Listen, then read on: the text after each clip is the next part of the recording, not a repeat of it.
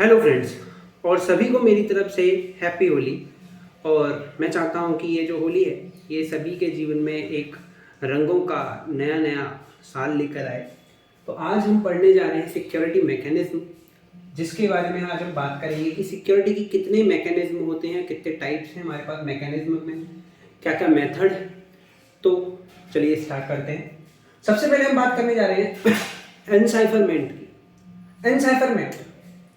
एनसाइफरमेंट का मतलब है change original to understandable form. ठीक है, तो अब इसका मतलब क्या है कि जब भी हम डेटा ट्रांसफर करते हैं, मैंने शायद इसको बहुत बार बताया भी है, एनसाइफरमेंट इस वर्ड का बिल्कुल प्रॉपर मीनिंग ही वही है। इसमें क्या होता है कि जो भी डेटा है उस डेटा को अनदर फॉर्म में कन्वर्ट किया जाता है, जिससे कि जब वो नेटवर्क पर ट्रेवल करे और उस डेटा को अगर कोई थर्ड पर्सन या अटैकर उसे चुराने की भी कोशिश कर रहा है तो उसको एक ऐसी फॉर्म मिले कि जिससे वो उसे पढ़ ना पाए। ठीक है, मिल गया है लेकिन वो पढ़ ना पाए, उसे समझ ही ना पाए कि वो उसका मतलब क्या है। तो इसे हम कहते हैं एनसाइफरमेंट टेक्निक। एनसाइफरमेंट टेक्निक को करने के लिए कई सारे हमारे पास एल्गोरिथम होती हैं, जिन एल्गोरिथम के जरिए हम इस एनसाइफरमेंट टेक्निक को अवेल कर पाते हैं। ठीक है, तो इसके अंदर हम क्या कर रहे हैं, सिर्फ जो मेन हमारा डेटा है उसकी फॉर्म को हम चेंज कर दे रहे हैं किसी दूसरे टाइप में, जिससे हम उसे समझ ना पाए। तो change original to un understandable form. ठीक है, अब हम बात करने जा रहे हैं data integrity. Data integrity words का मतलब आप जानते हैं और डेटा का मतलब भी आप जानते हैं। इन दोनों वर्ड्स को मिला के एक शब्द बना डेटा इंटीग्रिटी। ये भी एक मैकेनिज्म है सिक्योरिटी का। इसके अंदर हम बात करने जा रहे हैं डेटा इंटीग्रिटी के अंदर कि डेटा इंटीग्रिटी का मतलब होता है कि जो हम डेटा सेंड कर रहे हैं वही data same as it is, बिना किसी चेंजमेंट के, उसके अंदर कोई मॉडिफिकेशन हुए बगैर वही डेटा हमें सेकंड साइड, जहां पर रिसीवर साइड है, उसके पास मिले।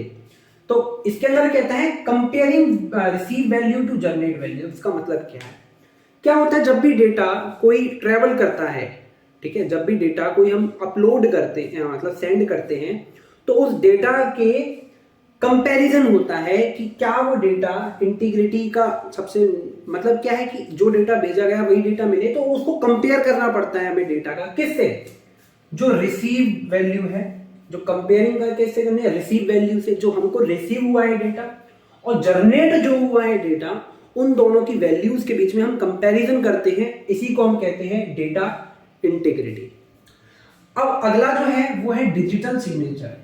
डिजिटल सिग्नेचर का मतलब बहुत से लोग सॉफ्ट जो कॉपी सिग्नेचर होते हैं उन्हें हम मान लेते हैं, नहीं, पर यहाँ पर कंप्यूटर के लिए, कंप्यूटर सिस्टम के लिए डिजिटल सिग्नेचर एक तरीके से मान लीजिए कोई पीस ऑफ कोड है। क्या है, एक पीस ऑफ कोड है जो कि आपके सेंड डेटा, जो डेटा यहां से इस जगह से दूसरी जगह सेंड हो रहा है, उसके साथ वो डिजिटल सिग्नेचर ऐड हो जाता है। डिजिटल सिग्नेचर उस डेटा के साथ क्या हो जाता है, ऐड हो जाता है। तो ऐड होने से क्या होता है, जब वो डेटा इस तरफ पहुंचता है तो इन्हें ये मालूम चल जाता है रिसीवर साइड पर कि डेटा जो है वो करेक्ट लोकेशन से आया है। अभी तक मैंने तीन मेथड पढ़े, जिसके अंदर पहला था एनसाइफरमेंट, जिसके अंदर हम क्या कर रहे थे, ओरिजिनल फॉर्म को किसी अनअंडरस्टैंडेबल फॉर्म में कन्वर्ट कर रहे थे। तो इससे क्या हो रहा था कि हमारा डेटा प्राइवेट था, हमारे तक सीमित था, किसी और को समझ में नहीं आ रहा था, जिससे हमारी क्या थी, कॉन्फिडेंशियलिटी।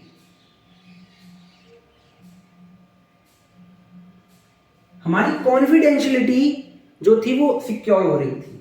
डेटा इंटीग्रिटी के अंदर इंटीग्रिटी ही शब्द आ रहा है तो इंटीग्रिटी बनी रह रही थी डेटा की। डिजिटल सिग्नेचर के अंदर क्या हो रहा है, डिजिटल सिग्नेचर के अंदर सिर्फ एक तरीके से बोलूं तो इंटीग्रिटी ही बनी रह रही है कि क्या वो करेक्ट पर्सन से आया है या नहीं आया। अगर किसी और बीच में व्यक्ति इसके अंदर कोई मॉडिफिकेशन कर देता है तो यहां पर उस पर्सन का डिजिटल सिग्नेचर ना लग के किसी और पर्सन का डिजिटल सिग्नेचर जुड़ जाएगा और ये फिर ट्रांसफर होगा, तो जिससे हमें पता चल जाएगा कि इस डेटा के अंदर चेंजमेंट हो गया है। समझ आई नहीं आई? तो यहां भी डिजिटल सिग्नेचर के अंदर भी इंटीग्रिटी ही हमारी सेफ हो रही है। उसके बाद है ऑथेंटिकेशन एक्सचेंज। ऑथेंटिकेशन एक्सचेंज का मतलब है नोड करस्पॉन्डिंग ऑथेंटिकेट, ये थोड़ा उल्टा लिख दिया है, करस्पॉन्डिंग को इधर लिख लेना, नोड को इधर लिख लेना, तो करस्पॉन्डिंग नोड ऑथेंटिकेशन, थोड़ा इंग्लिश मीनिंग अलग हो गया था, बाकी सब ओके था। करस्पॉन्डिंग नोड ऑथेंटिकेशन का मतलब समझिए। करस्पॉन्डिंग नोड ऑथेंटिकेशन का मतलब जब भी हम जानते हैं कि जब कोई डेटा ट्रांसफर होता है तो कई सारे नोड से होकर गुजरता है, पहले इस वाले नोड पे, फिर इस वाले नोड पे, फिर इस वाले नोड पर, और लास्ट में कहीं जहां पहुंचना होता है वहां पहुंचता है। ठीक है, तो ऑथेंटिकेशन एक्सचेंज के अंदर क्या हो रहा है, ऑथेंटिकेशन एक्सचेंज के अंदर जो करस्पॉन्डिंग नोड्स हैं इन सभी के बीच में ऑथेंटिकेशन होता है। अब ये ऑथेंटिकेशन कैसे होता है, ये रिफ्रेशिंग टेक्निक में बोलूं, रिफ्रेशिंग नहीं बोलेंगे, कंटिन्यूअस एक टाइम पीरियड पर ये अपनी आइडेंटिटी शेयर करते रहते हैं ये नोड्स। तो ये नोड्स क्या कर रहे हैं, अपनी आइडेंटिटी शेयर करते थे। शेयर करने से, कंटिन्यूअस आइडेंटिटी शेयर करने से इन्हें मालूम चलता रहता है कि मेरे बगल में ये नोड है, मेरे बगल में ये नोड है, मेरे बगल में ये नोड है, मेरे बगल में ये नोड है। तो इसीलिए कंटिन्यूअस अपनी आइडेंटिटी शेयर करने की वजह से हम ये ऑथेंटिकेशन एक्सचेंज टेक्निक को एस्टेब्लिश करते हैं। इसके बाद आता है ट्रैफिक पैडिंग।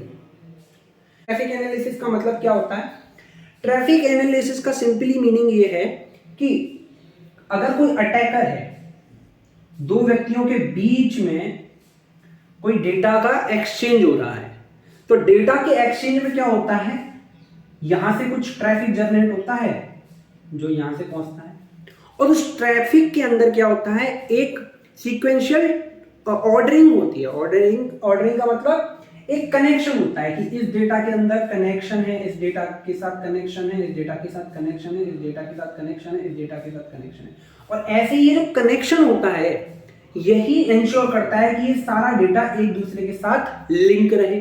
ठीक है, अब यहां पर जो अटैकर होगा वो क्या करेगा, इस ट्रैफिक को एनालाइज करेगा, इस डेटा के ट्रैफिक को एनालाइज करेगा और कोशिश करेगा आपके डेटा के किस तरीके का डेटा ट्रांसफर हो रहा है।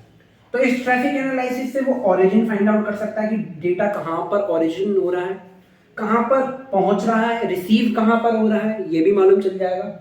उसके बाद जो अगली टेक्निक में इसमें और भी मालूम चल जाएगा कि इसके जरिए ये पता भी लगा सकता है कि डेटा क्या ट्रांसफर हो रहा है, कि भाई एक दूसरे के बीच में चेनिंग है, तो चेन के जरिए वो क्या कर रहा है, एक एनालाइज करने की कोशिश कर रहा है कि क्या डेटा ट्रांसफर हो रहा है। उसको एक्चुअल डेटा नहीं मिल रहा क्योंकि वो तो एनसाइफरमेंट टेक्निक के जरिए एनक्रिप्टेड है, वो एक नॉर्मल फॉर्म से दूसरी फॉर्म में बना दिया गया है, लेकिन वो उस फॉर्म को डिक्रिप्ट करने की कोशिश करेगा, है ना। चेंज कर दिया है लेकिन अभी भी डिक्रिप्ट करने की कोशिश तो वो कर सकता है ना, क्योंकि हमने किसी ना किसी एल्गोरिथम के जरिए उसे डिक्रिप्ट किया है, सॉरी एनक्रिप्ट किया है। एनसाइफरमेंट टेक्निक के अंदर हमने क्या किया है, किसी मेथड के जरिए ही एनसाइफर किया है, तो वो क्या करेगा, उस टेक्निक को, उस एल्गोरिथम का रिवर्स ऑर्डर में चलकर उसे ब्रेक करने की कोशिश करेगा।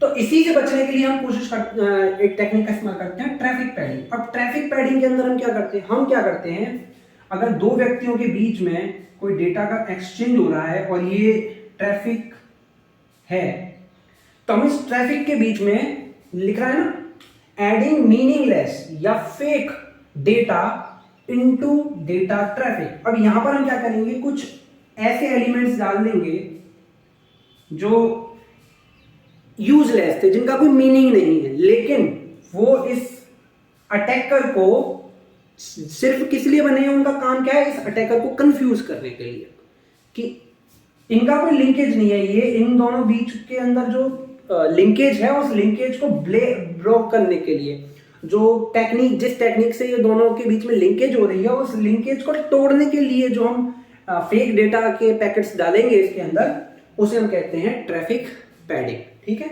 इसके बाद आता है राउटिंग कंट्रोल। राउटिंग कंट्रोल के अंदर लिख दिया चेंजिंग पाथ कंटिन्यूअसली। हम जानते हैं कि एक डेटा का दूसरी जगह जाने के लिए कई सारे पाथ हैं,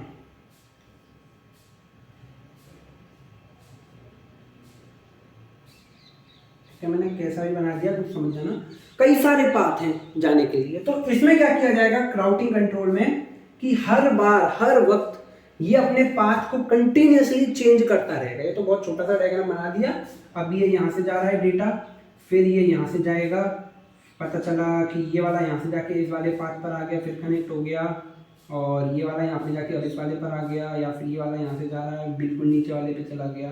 तो इस तरीके से क्या है, ये अपने पाथ को चेंज कर रहा है।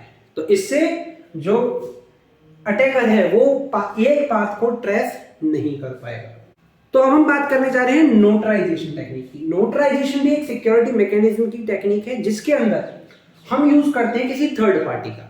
थर्ड पार्टी क्या करती है कि दो सेंडर और रिसीवर्स के बीच में एक ट्रस्ट का काम करती है कि हम जिस पर विश्वास कर सकते हैं कि ये हमारे साथ स्कैम नहीं करेगी, उस ट्रस्टेड पार्टी का हम यूज कर अपने डेटा को सिक्योर बनाते हैं, और हम अपना जो भी डेटा का शेयर वगैरह है वो उस थर्ड पार्टी को दे देते हैं। जैसे कि अब मैंने एक वीडियो बनाई थी हाउ यूपीआई वर्क, ठीक है, यूपीआई किस तरीके से वर्क किया जाता है। अगर आपने वो वीडियो नहीं देखी तो आप डिस्क्रिप्शन में जाकर उस वीडियो के लिंक पर क्लिक करके वो वीडियो देख सकते हैं। उस वीडियो के अंदर मैंने आपको बताया था कि एक यूपीआई को काम कराने के लिए हम थर्ड पार्टी का इस्तेमाल करते हैं जिसका नाम है NPCI, ठीक है, national payment corporation of India. इसका इस्तेमाल करते नहीं करते? तो इसका इस्तेमाल करके हम क्या करते थे, हम जो पेमेंट है उसे सिक्योर बना देते हैं, क्योंकि ये एक नॉन प्रॉफिटेबल गवर्नमेंट ऑर्गेनाइजेशन है। ऐसी कोई भी ट्रस्टेड प्राइवेट ऑर्गेनाइजेशन भी हो सकती है, जरूरी नहीं है कि गवर्नमेंट ऑर्गेनाइजेशन ही ट्रस्टेड, लेकिन प्राइवेट ऑर्गेनाइजेशन भी ट्रस्टेड हो सकती हैं, तो जिनका हम इस्तेमाल थर्ड पार्टी की तरह कर सकते हैं अपने डेटा को ट्रांसफर करने के लिए, और जिसके इसी मेथड को हम कहते हैं नोटराइजेशन। तो ये था सिक्योरिटी मैकेनिज्म का पूरा एक लेक्चर। मेरे को लगता है कि आप सभी को समझ आ गया होगा। नहीं समझ में आया तो उन पॉइंट्स पे दोबारा से जाकर आप दोबारा से उनको पढ़ सकते हैं, और आप शेयर कीजिए अपने फ्रेंड्स के साथ। Thank you.